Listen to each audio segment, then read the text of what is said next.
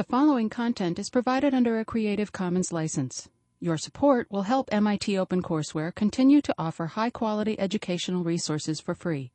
To make a donation or to view additional materials from hundreds of MIT courses, visit MIT OpenCourseware at ocw.mit.edu.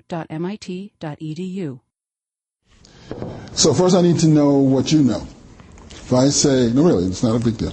If I say Dizzy Gillespie, does that mean anything? Yeah. Who is he? What do you think of when I say Dizzy Gillespie?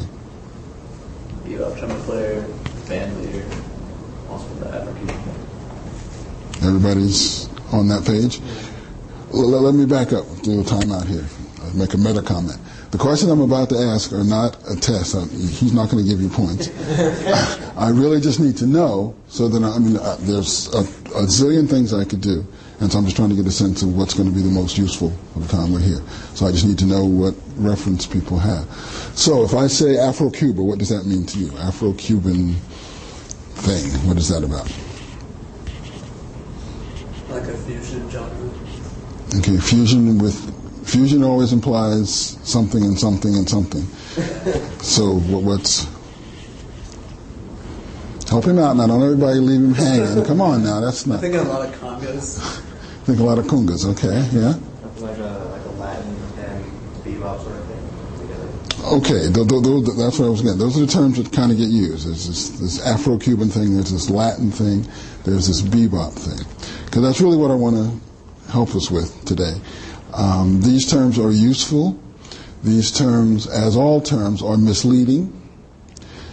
And they're used all the time, and that's okay. I'm not here to challenge the terms at all, although I've done that. For example, one of my mentors and teachers, and I could in fact call him a friend, Max Roach. Max told me, "Okay, Bill, you're all right, but if you call me a jazz bebop drummer, I'm gonna kick your ass." And even then, I knew not to. Yes, sir, Mr. Roach, sir. I never called, and. Because there was a reason for that had to do with who Max felt he was and what Max felt that those terms meant. Because terms aren't just terms. You know that because you're smart, you go to MIT. So you know that terms aren't just, words aren't just out there. I mean, they reflect a lot of things. So I'm going to stay with the Max example for a minute. Max, he really would. I mean, in public, I've seen him go after people who call themselves critics for calling him a jazz bebop drummer, even when they were saying he was the inventor of jazz bebop drumming. He wanted to go up and do some bebop upside the head. At the same time, in other circumstances, when Max was at the drum set and he was playing a suite, a big fusion kind of suite of orchestra and so-called jazz bebop band and so forth, Max was an incredible percussionist. And so if you wanted Max to play timpani, he timpani you to death. Boom, boom, boom, boom, boom. So he'd have the timpani and he'd have his drum set. So on his chart it said, letter G, bebop. He didn't get up and punch the copyists out. He played bebop. Okay, so the words have a meaning and the words also have a connotation. So I'm belaboring that because what we're going to talk about today is really about that. It's really about what Dizzy means or meant by Afro-Cuban and what it meant to him and kind of what it means to me. I really thought about this a long time because Mark and I are old friends and I'm really, and we're also professional colleagues, so I'm really interested in the work that you guys are doing. I think it's very important work. I really do. And I work with a lot of different people, a lot of different musicians, but I also work with a group down in New York called the Center for Jazz Studies. See, this way you know I'm a professor because I could use the chalk. See, up until now you just thought I was a dumb bald guy who couldn't press buttons, but now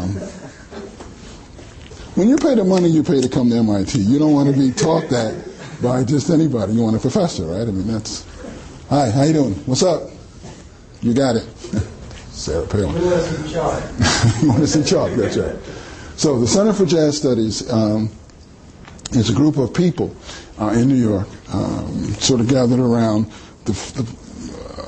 it's a set of ideas, and gathered around a person called Robert O'Mealy, who just stepped down as the director. The center was in place for about 15 years. The new director is a trombonist called George Lewis. and a composer and a MacArthur Fellow.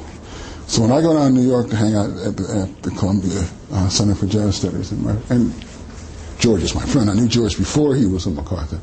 But now that George is a MacArthur, I love to go out to eat with him because I never pay. George, you're the MacArthur. You pay. And I'm belaboring this because I want you to check it out. The Center for Jazz Studies is most of the people who are in the center are, quote, scholars rather than musicians. And it's this whole notion of, it's what some of us call the new jazz studies. Many of you didn't know there was an old jazz studies. Well, as things tend to progress in intellectual circles, this group, and I guess I'm part of this group, is part of this thing called the new jazz studies.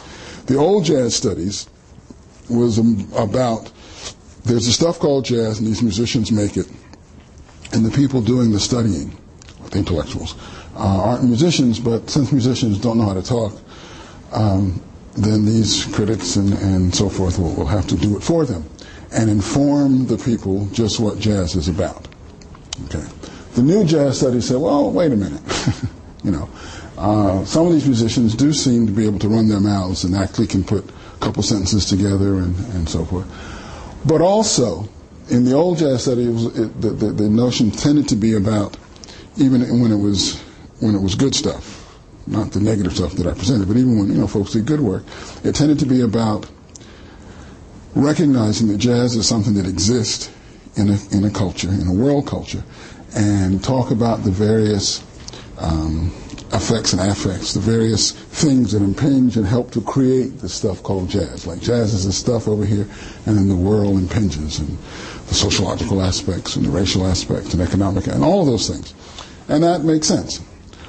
The new jazz studies, though, is sort of the next, I think now, is sort of the next little step in a very long conversation, which recognizes that it works both ways.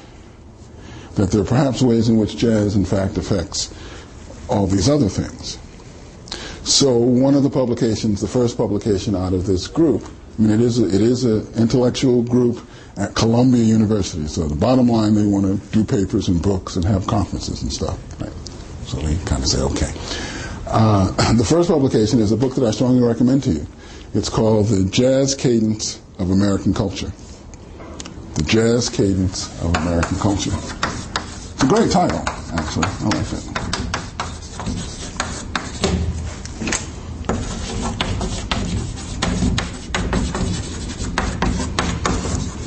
The Jazz Cadence of American Culture, and the person who gets all the credit for the book is my friend and colleague, Big Bob O'Meally, who's the Zora Neale Hurston Professor of English Literature at Columbia University. Bob is not a musician, although Bob, I'm always going to stop him and tell you stories because the stories really tell you more than the theory. Bob really is a good friend. I've known Bob for years. We taught together at Wesleyan University long before he went to Columbia. And Bob grew up in Washington, D.C. And Bob loves the music. He's an English professor. He's a critic. He's written several books on Ralph Ellison and a couple books on Billie Holiday and all that kind of stuff. But Bob has an alto saxophone in a case. Now, I've always seen the case. I've never seen the alto saxophone. And Bob will come to a gig and with his case, and he said, "Bill, I'm ready." And I'll say, I'll let you know.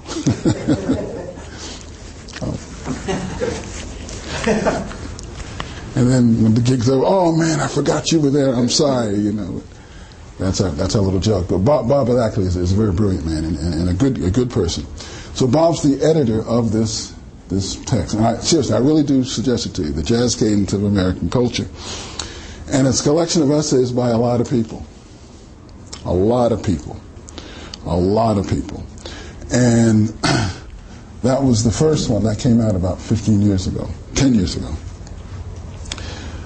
There are three. The second one, which is the one I'm going to talk about today, is, the third one is called Uptown Conversations.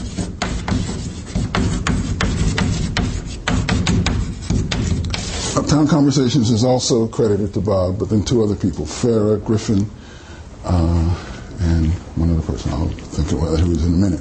The point is that where this collection sort of represented the old jazz studies, all the good stuff, a lot of good stuff. Ralph Ellison's in there, and just a lot of good stuff. Check it out. Uptown Conversations is sort of like a manifesto of the new jazz studies. And George Lewis is there with a long article called the AACM in New York. Now I bring all that to say that George has a book, George himself, his newest book is this huge, thick, it's thick. It's thick. If you have roaches, it's a great book. You just drop it on the roach is dead. Yeah, it's incredible. He has a book on the AACM, which I strongly recommend. Now, why am I saying all this? I'm saying all this because I'm waiting for my registration to go through. But also, on the real side, because one of the tenets of the new jazz criticism, the new jazz studies, is this notion that since we recognize that there are folks like Celine Washington and Bill Lowe in this group, people who allege to be intellectuals and also allege to be musicians, how can a musician talk about the stuff? How do we talk about our stuff, right? And there's a way in which, we want to be scholarly, right? Remember, I came with my chalk, so you guys would know I'm a real professor. But we also, there's strategies you have to develop. How much of what I have to say about Dizzy Gillespie should be, objective intellectual work, and how much should be subjective? Since my subjectivity about Dizzy is really personal, and I would think that it's useful to you guys because, among other things, I have a blessed life. I don't always feel like that. I feel blessed today because my man won the election, and that makes me think about all the good things that I have. And I'm blessed because my musical experiences have really been wonderful. Over the years, I'm just a trombone player. Over the years, I've had the good fortune of working with my gods. I don't know any other way of saying it. So I worked with Dizzy. I played in Dizzy's band. It was, 1 week. I did a week with Dizzy at a place called the Buddy Rich Jazz Club. Buddy Rich had a jazz club for half of a hot minute in New York in the 70s, and Dizzy was one of the first people in there. His big band was booked right at the same time as the George Weins Newport Jazz Festival. And there's a story about that, remind me in case I forget. It all has to do with tuxedos. So if I don't tell you about tuxedo, remind me to tell you about tuxedo. But the point is, I worked with Diz. I was in his band, and the generation that my cohort, so that lets you know I'm intellectual, I can say words like cohort. My cohort of musicians, we grew up in the 60s and the 70s and the 80s. Very important time to be learning the music, because if we use that term bebop, for us, bebop was already there. Bebop existed. When I was growing up, bebop was a thing. It wasn't something new. It was something that was in place. And in fact, there were a lot of challenges to bebop from people closer to my age in terms of, what's the way to go with the music. So I remember at the age of 21 trying to figure out, well, should I learn my craft following J.J. Johnson and Dizzy and them, or can I skip over that and jump right in with Archie Shepp? Now that may seem like a trivial, turns out that wasn't trivial at all, because in the 1970s that wasn't even trivial. Your life depended very often on how you answered that in terms of your survival, your musical and economic survival in New York. Which way were you going? Okay? I grew up at a time when bebop was considered the standard. Now, it wasn't that many years before that bebop was this new radical thing that folks like Dizzy were considered crazy and weird and outside and messing up jazz by doing it. So I grew up in a time where Oh, and also Dizzy was still around. He wasn't. It wasn't like, you know, like if you're in Western classical music and you're deciding whether, you know, you're going to be a Beethovenist, or you're going to go with Beethoven, or you're going to go with Brahms. Fortunately, they're both dead. You know, so you can just make up really what you think they're about and go ahead and do that, and you pick it up and I'm a Beethovenist, and da-da-da-da, and you just do your thing. You could decide to be a bebopist and then go down, and as I did, and have to sit in and play the third trombone chart in Dizzy's big band at Buddy Rich's place. You know, now that's Dizzy. Now, whatever I may have thought about Dizzy, it turns out it was fine for me because I loved Dizzy. I didn't have any problem with that Dizzy was old-fashioned, any of that. But even if I did have that notion, that's Dizzy. I recognize who he is. If I'm going in another direction, that's still Dizzy. I want to learn from him.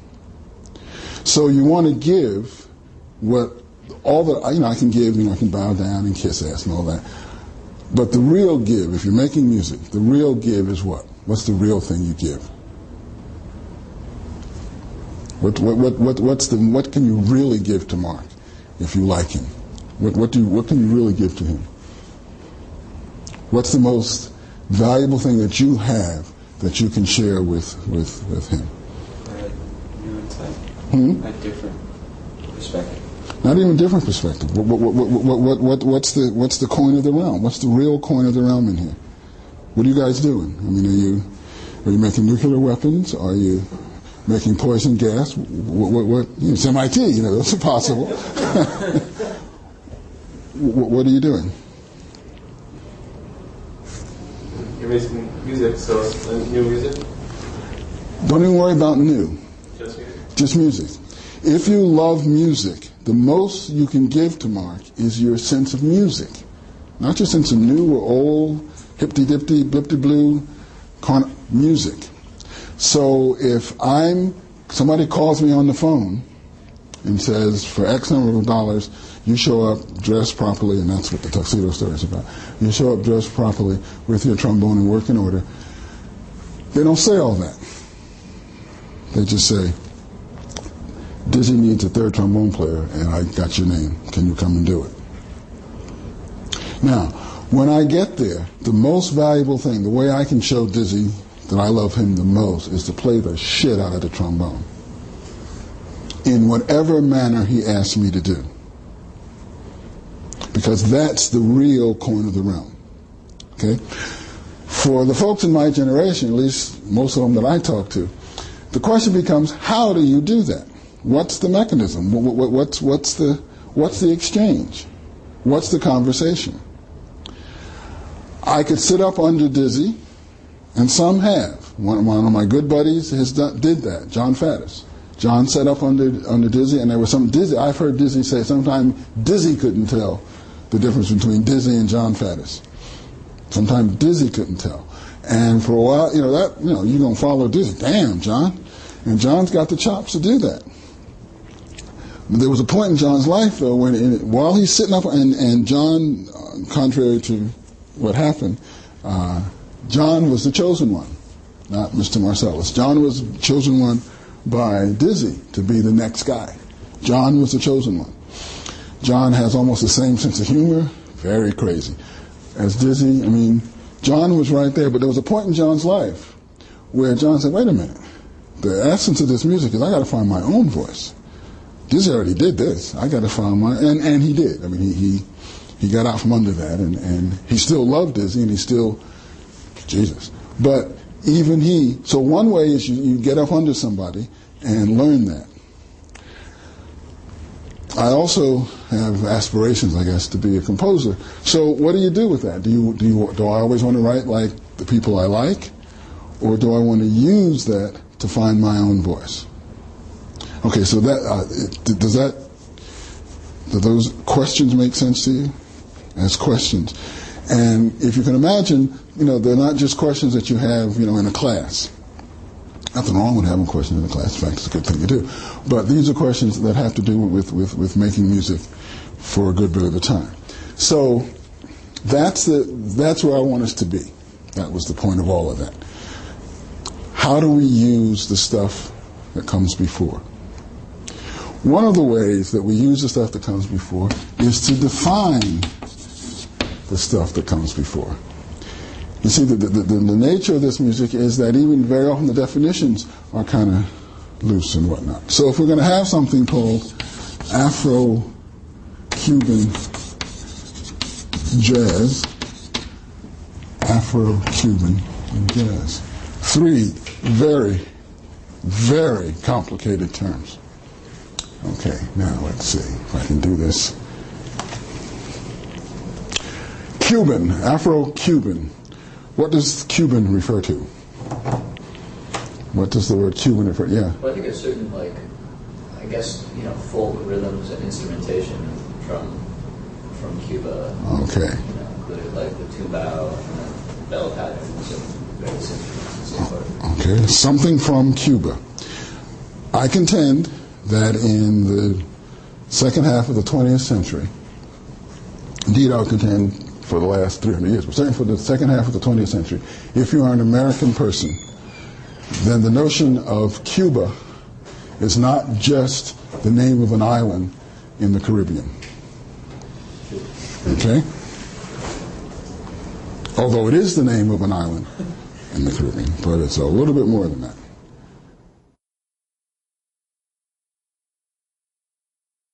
Now, That's an example of musicians speaking for themselves. that's right.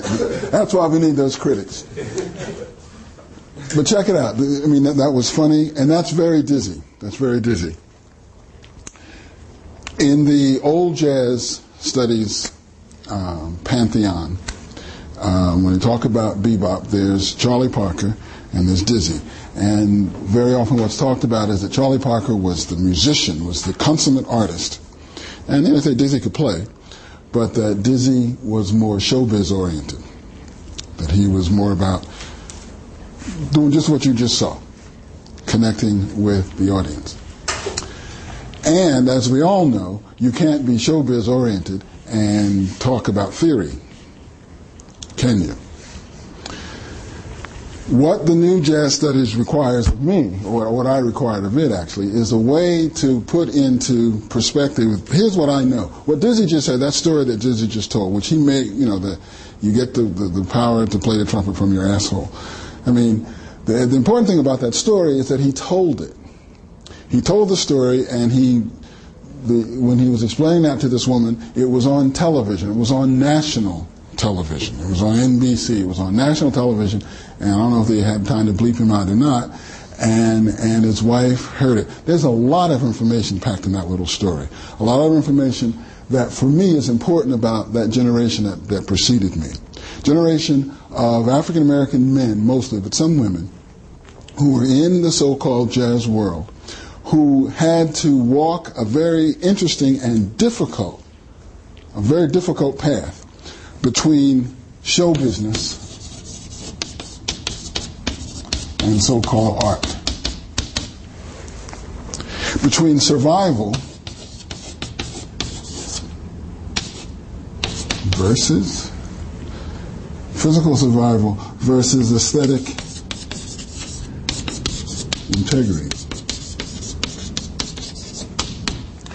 And it's this balance, and it is a balance, and it's very complicated, and it's very tricky, and you have to be very skilled.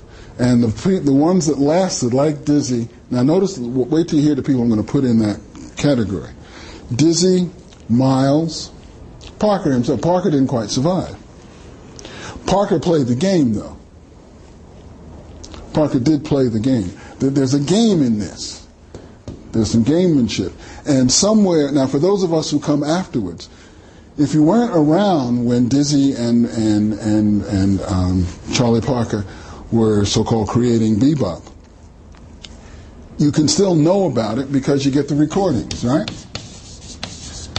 How much of your study is based on when Marcos put 17 chord changes on the board and tell you to do it? And then he said, go listen to the recording. So you get it in your ear. The fact that there's a recording means that some of these people played this game successfully. That's not trivial. That's not trivial. The fact that there are all those recordings of Miles and Diz and Monk and Charlie Parker is because they were able to play this game in a particular way. That's important.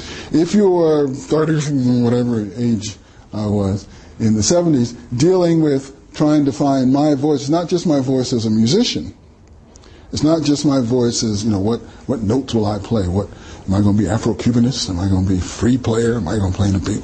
What am I going to do? It's not just that, though. It's how do you conduct yourself? Because so much of the people, Dizzy and Max, what I learned from those guys, Bill Barron, what I learned from those guys is that how you presented yourself was as much a part of your musical identity as the notes you chose. How you looked, how you carried yourself, how you dealt with cab drivers, how you dealt with who your women were, who your people were.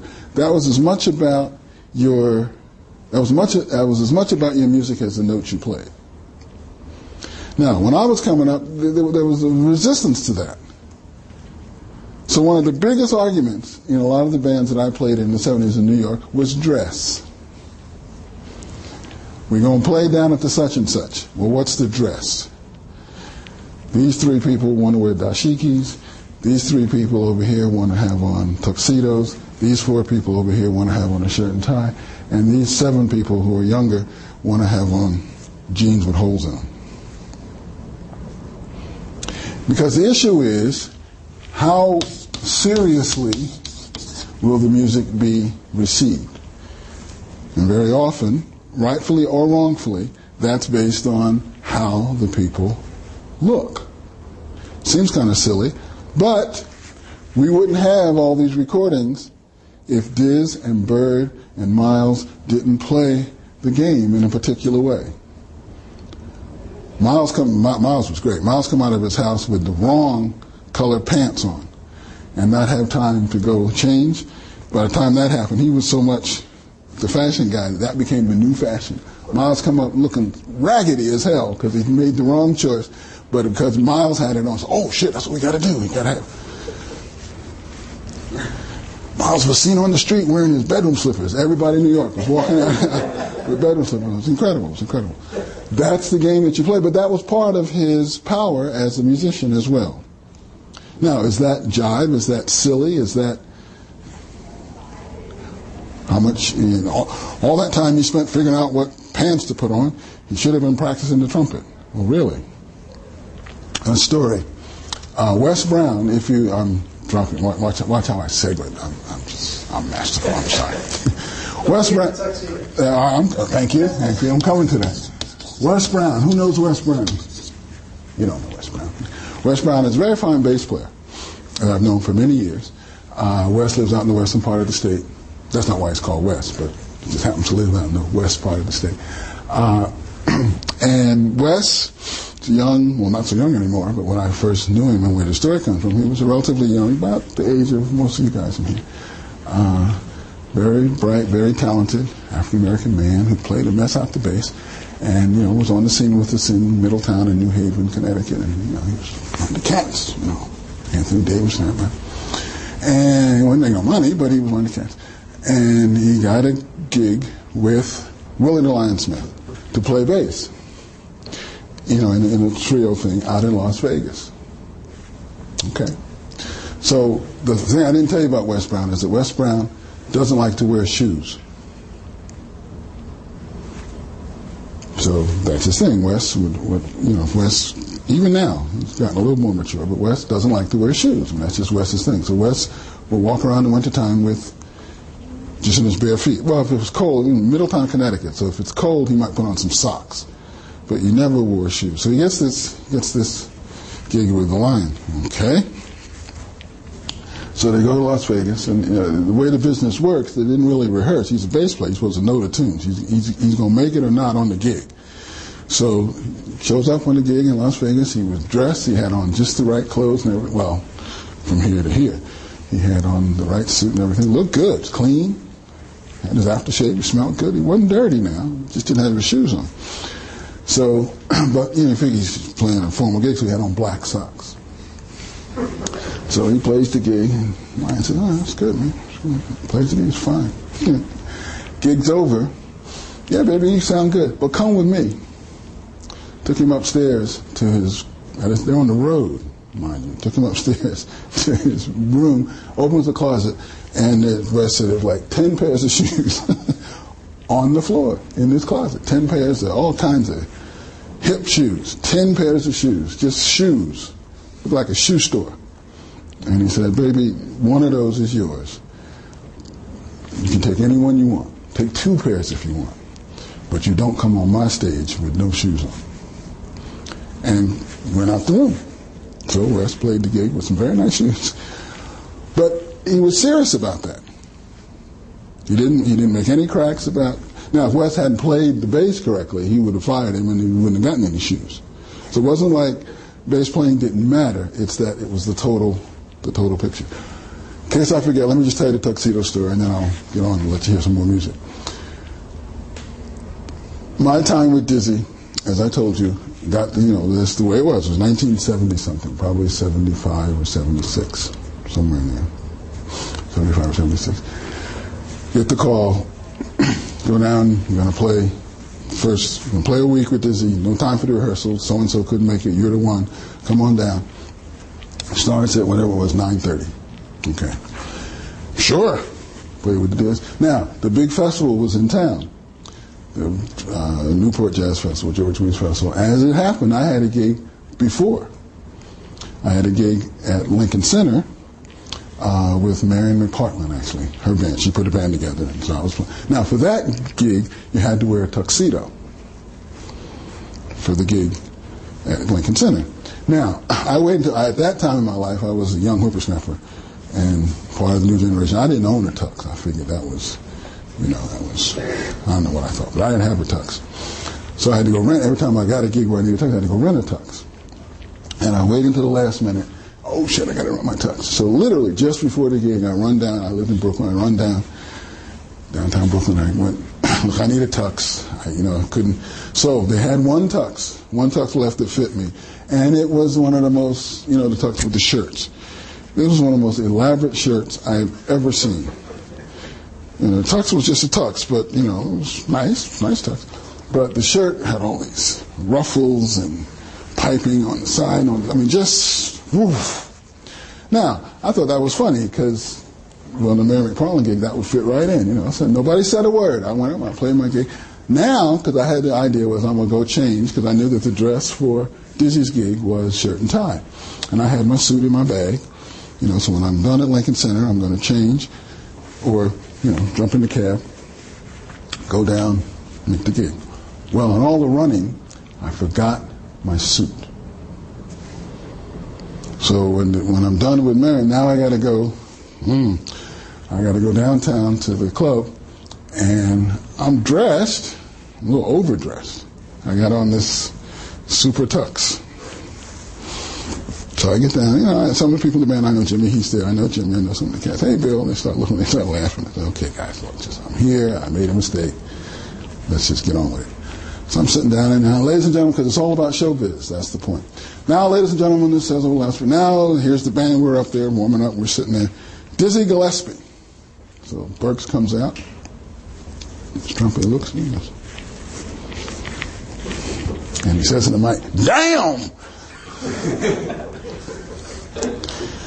Jimmy, who's the sub? Damn!" And he went on for 10 minutes. He went on for 10, well, it wasn't 10 minutes, probably 5 minutes. But it felt like 3 hours. He went, "Damn! Stand up, brother." He just went on and on and on. Jimmy, these new cats, don't they know they're not supposed to look better than the leader? Damn! He just went on and on. I felt about that small. That's this. Don't come on my set looking like a fool. And it was all funny. It was all, it was all fun and games and all of that. And everybody was laughing. And the first set I messed, and the tunes that I knew by heart, and I messed up because I was just so rattled by that whole. But by the second set, I got it together. It was fine. The point is, though, I helped. That was something I gave to the night because Dizzy used me to make his comedic entrance for the day.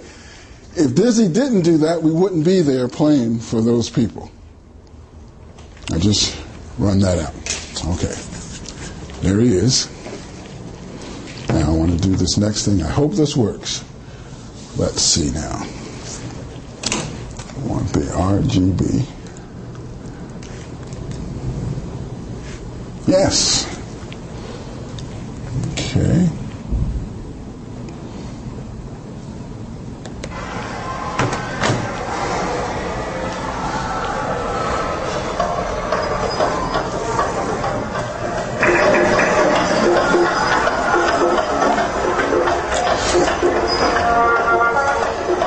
See, I have my tux on again.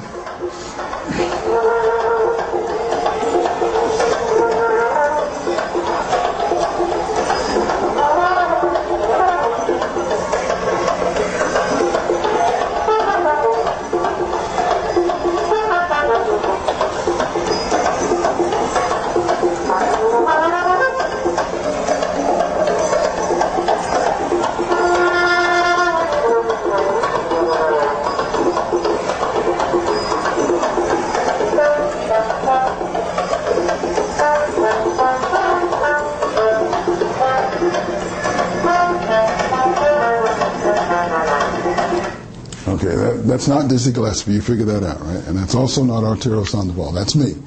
And that's on my trip to Cuba. Dizzy's first trip to Cuba was in 1987 or 88 or so. Nope, I don't think so. You just wanted to come in and see what the music was. I didn't lie about his umbrella. This was like Dizzy, I had always wanted to go to Cuba. And I've been now 6 times. And like Dizzy, I live in a country, I have a passport that says me and Cuba, there's some problematic stuff going on. And the problematics don't come from the Cuban people. The Cuban government has no problem letting Americans come in to Cuba. It's the other way around. The American government, there's a ban. There's an embargo. And Americans traveling to Cuba, there's a very limited license you can get from the Treasury Department. You think with the State Department, turns out it's from the Treasury Department. And you can get the license if you're going to do scholarly work, or if you're a journalist, or if you're going to, I don't know, something to do with money. I've been several times. This was my first time. That time I went very legally. I got the proper credentials and through the Treasury Department. It took forever. I was traveling with a group. I was traveling with a group of scholars who went to Cuba to study various Afro-Cuban religious practices. Afro-Cuban religious practices. I was a part of that group. Now, I had on my scholarly hat, but I'm no fool. I took my trombone with me. I'm going to Cuba. I'm not going to just go with a pencil and paper, please. These two gentlemen, actually the camera person she wants to show me. There's another guy over there, three drummers. These are bata drums. Now these same guys, earlier in the day, we were in Holguin. Holguin is a city on the coast in the western part of, the eastern part. Actually in the middle, sort of the middle of Cuba on top. In the Atlantic Ocean side. And it was not too far from the headquarters of United Fruit back in the day, but that's another story. Anyway, we were there for various reasons, and earlier in the day, these guys had drums that looked like conga drums. They were conga drums, and they were playing, and they performed with the dancers. You're going to see some of that later, these folkloric ritual dances that the Cubans still do for tourists. You got to go see one of these, and it's great. It's just wonderful to see. But this was at night, and we'd all shared mojitos, etc. And it's a dangerous drink. Mojitos are very dangerous. I mean, the real ones. A friend, Leonard Brown, had been the year before, and these guys knew of me. And this was a test. These guys are part of the Americans call it voodoo or Santeria. They call it something else. They're part of the group that provides the music and the dance for the religious rituals. And there's a whole secret society aspect of it. This is the same demographic that Chano Pozo came from. That's the point of this. This is the same demographic. These are the same set of folks that Chano Pozo came from. Not that these guys knew Chano, they're too young, but I'm not proclaiming that they're, Chano's grandchildren or something. I never asked them about Chano Pozo. But in terms of their place in the Cuban society, this is Chano Pozo people, right? And the deal was, we met and hung out in the day, and you're all right, but the real deal, are you all right? Can you play? They say you're a musician. Can you play? Remember Dizzy said earlier?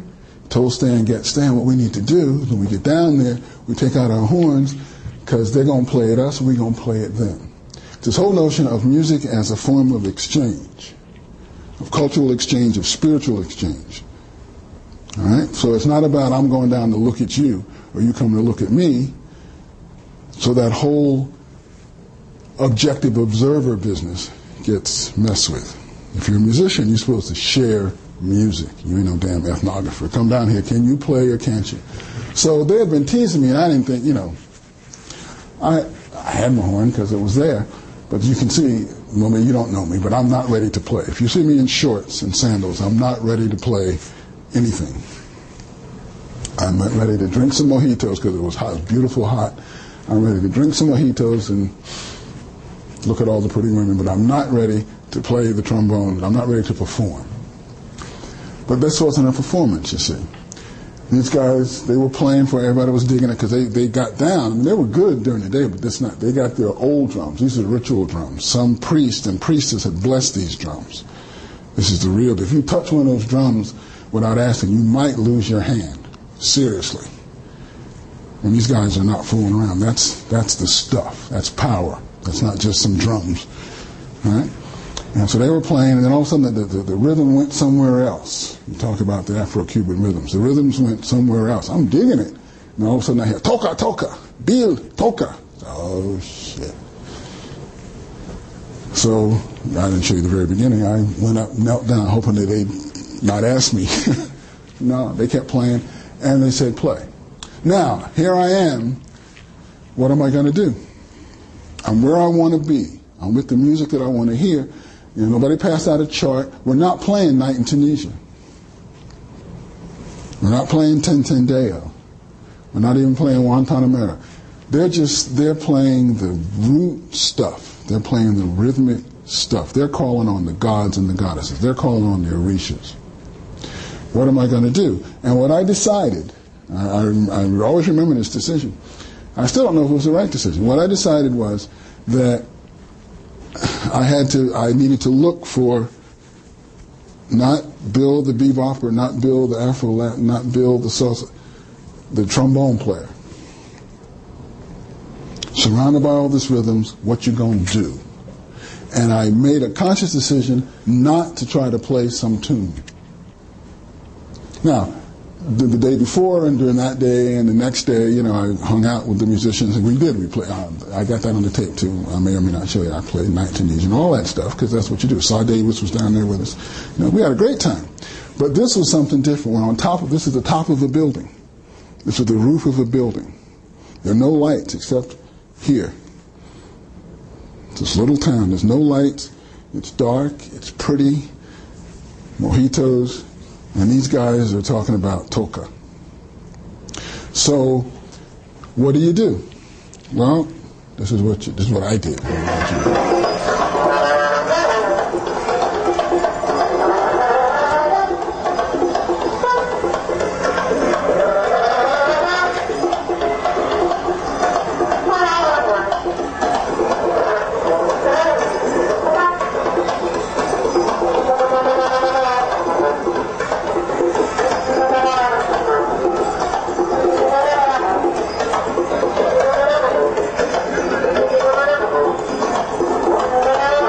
Is that Afro-Cuban? Is that Afro-Cuban bebop? That's a real question. Is that free jazz? Is that a 6'1" person about to shit in his pants? What is it? What is it?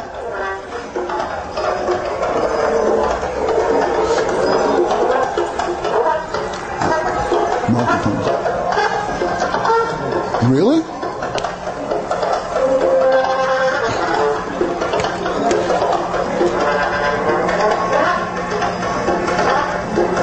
And it goes on for a while, but there's some other things I wanted to show you before we. The point here is, so what is it? It's what it really. Oh, I love. That's a great shot there. I like that. I knew that. I planned that. I like that a lot. The punchline is, when we're all done, they said I was okay, and they bought me some more drinks, and we were fine. But the point is that I will always remember how I felt then. And I was not analytical. I wasn't trying to figure out, I didn't even try to figure out where the clave was. And the question I think that it poses for you guys, if you're going to be in music that you know about second or third hand, and then you find yourself in it firsthand, what do you do? Remember I asked you the first thing I asked you, what do you give back? You got to find in yourself what you want to give back, because that's your best shot. If you try to be cute, you're going to fuck up.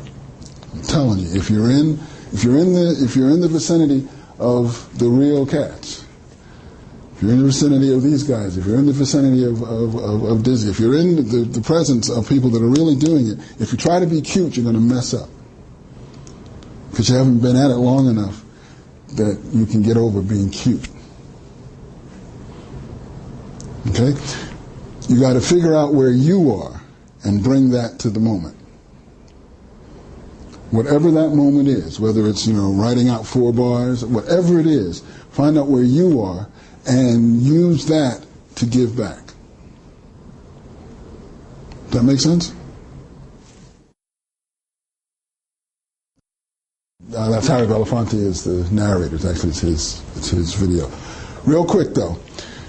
These separations that we think of as separations, there's a separation that we make between people who are musicians, particularly jazz musicians, and people who are intellectuals. Dizzy just gave that little funny story about him and Chano being able to talk to each other in the 1940s is about a clear exposition of world, international, African diasporan concept that you could possibly have.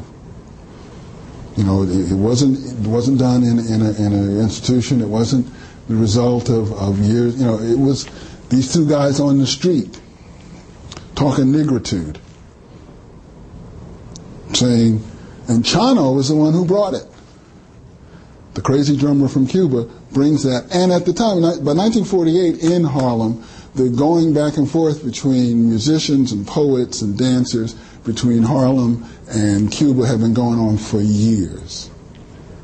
Langston Hughes was a frequent traveler to Cuba, and some of the Cuban, Nicolas Guillen in particular, very important Cuban poet, he and Langston are literally like that, in more ways than one. We're literally like that, and Langston translated a lot of his poetry.